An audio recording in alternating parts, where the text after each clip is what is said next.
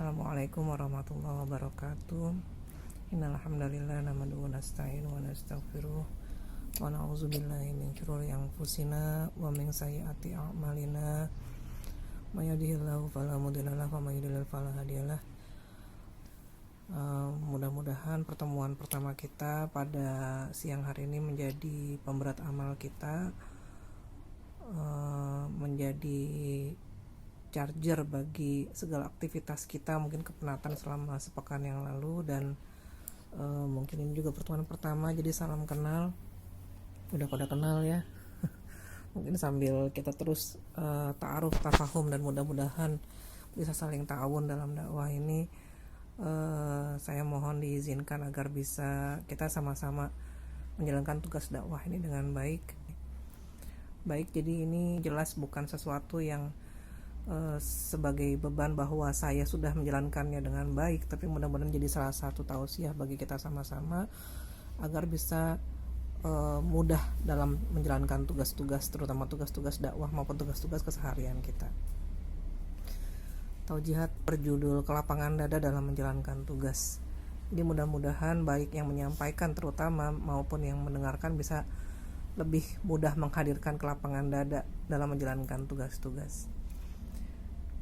Ibu-ibu yang saya cintai karena Allah, jadi tugas dakwah ini kita tahu memang sama-sama memang berat ya. Jadi kalau kita bayangkan tugas dakwah yang diemban sejak zaman para nabi, sejak zaman Nabi Musa saat ditugaskan oleh Allah untuk berdakwah meluruskan Fir'aun ya, jadi kita bayangkan betapa beratnya ya mendakwahi tiran Mesir ya, dan membebaskan umatnya ketika itu Bani Israel dari penindasan oleh Fir'aun. Apalagi ketika itu Nabi Musa alaihissalam itu sendiri secara hukum di mata pemerintahan Mesir, dan notabene dia adalah buronan tindak pidana karena pernah secara tidak sengaja ya membunuh seorang warga sipil Mesir ya, yang ketika itu menganiaya warga Bani Israel ya. Tambahan lagi sebagai seorang pendakwah, Nabi Musa memiliki kesulitan bicara sejak masa kecil ya. Nah, tapi apa yang dilakukan oleh Nabi Musa? Nabi Musa ketika mendapatkan kewajiban untuk berdakwah, dia tidak menolak tugas yang berat itu. Padahal kalau dari semua kumpulan alasan-alasan logis, dia sulit begitu ya, punya banyak kesulitan gitu untuk menjalankan tugas dakwah itu. Tapi Nabi Musa tetap menerima tugas dakwah itu. Ya, dan yang dilakukan oleh Nabi Musa apa? Yang dilakukan sebagaimana dalam Quran surat Toha ayat 25 sampai dengan 28, Nabi Musa mengatakan, ini bahkan sampai jadi doa ya kalau kita mau tausiah ya. Qala rabbi shrah li sadri wa yassir li amri wahlul 'uqdatam min lisani yafqahul qawli. Nabi Musa bukan minta untuk dipermudah tugasnya, tetapi minta apa? Minta hatinya dilapangkan oleh Allah. Berkata Musa, ya Robku, lapangkanlah untukku dadaku dan mudahkan untuk urusanku, dan lepaskan kekakuan dari lidahku supaya mereka mengerti perkataanku ya.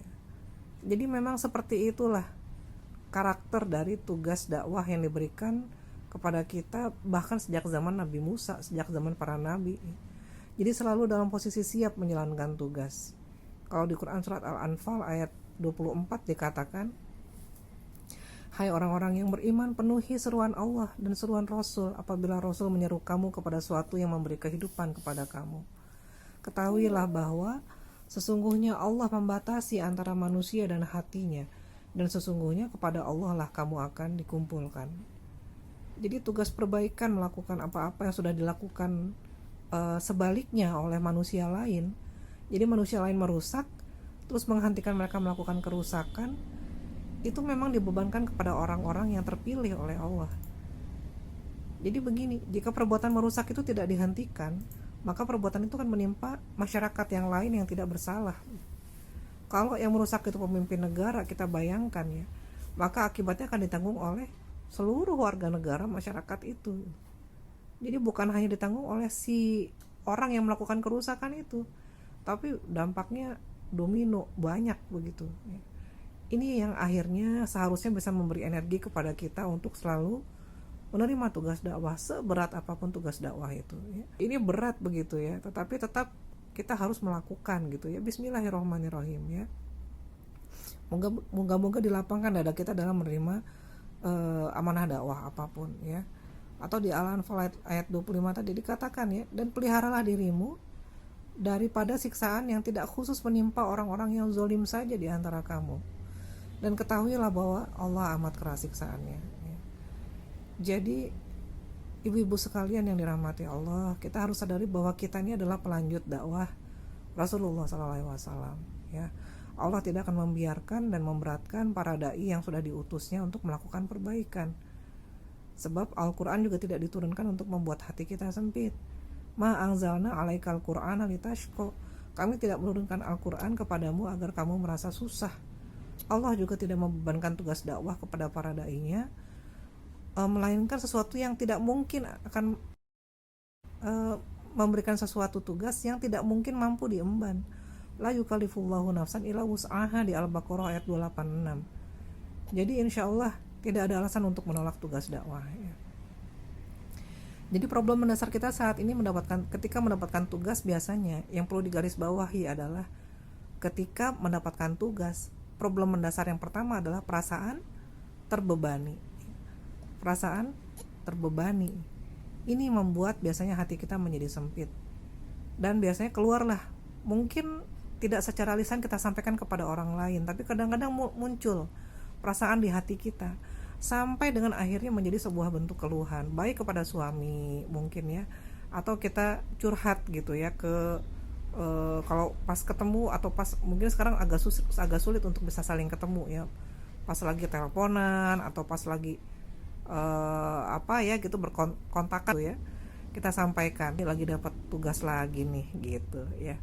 Perasaan terbebani ini yang membuat pekerjaan yang sebenarnya ringan dan mudah itu menjadi berat dan sulit di benak kita.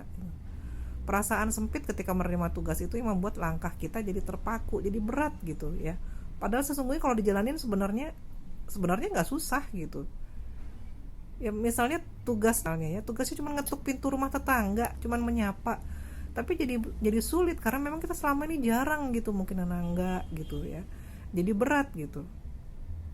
Ya kalau kita belajar misalnya ya, dicontohkan misalnya dari diri Huzaifah al-Yamani. Ya ini kita sama-sama saling tahu ya ceritanya Huzaifah ya. Huzaifah itu menjadi mata-mata Rasulullah. Ya ketika itu di malam yang dingin berangin ya, dikisahkan seperti itu ya. Yang gelapnya itu bisa membuat jari tangan kita pun nggak kelihatan. Sementara di medan tempur perang Khandaq ketika itu stamina pasukan Rasulullah sudah terkuras begitu ya, karena harus menghalau gempuran yang tidak habis-habisnya ketika itu dari kabilah Arab kafir Quraisy ya, dari pagi, siang, sore hingga malam gitu. Tapi di antara pasukan Rasulullah yang sudah mulai ciut gitu nyalinya itu, tiba-tiba Rasulullah berkata, "Kum ya Huzaifah." Rasulullah menyuruh Huzaifah menyusup ke pasukan musuh untuk mencari informasi. Dan Huzaifah langsung berdiri melaksanakan perintah Rasulullah. Ya, dan kecepatan reaksi Huzaifah ini membuat setan tidak sempat membisikkan hasutan, udah nggak usah, udah orang lagi capek gitu ya. Jadi justru karena dia langsung berdiri, bergerak dan menerima tugas, akhirnya muncul ketenangan di dalam hati Huzaifah ya. Dan hasilnya adalah sebagaimana kita tahu ya cerita Huzaifah, dia langsung menjalankan tugasnya dengan baik ya, hingga akhirnya dia berhasil membawa info yang dibutuhkan oleh Rasulullah ya. Baik ibu-ibu yang dirahmati Allah, insya Allah ini mudah-mudahan pertemuan pertama, dan pekan depan insya Allah akan saya lanjutkan lagi untuk pengajaran ini menjadi sesuatu yang mudah-mudahan juga bisa menguatkan diri saya sendiri gitu ya. Karena tugas dakwah sebagaimana kita tahu yang paling menjadi beban bagi pelakunya adalah bagi orang yang menyampaikan apa yang dia katakan. Ini sesuatu yang menjadi beban bagi yang menyampaikan sendiri gitu kan ya. Nah jadi mudah-mudahan ini jadi salah satu pembuka pertemuan kita, jadi salah satu penyambung silaturahim dari jauh,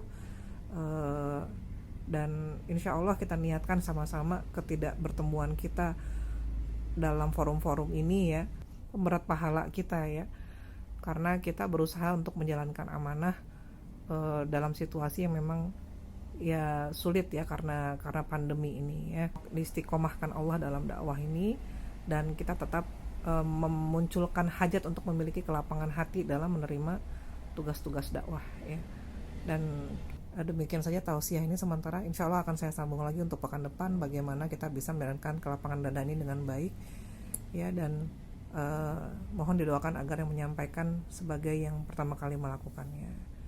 Billahi taufiq wal hidayah. Assalamualaikum warahmatullahi wabarakatuh.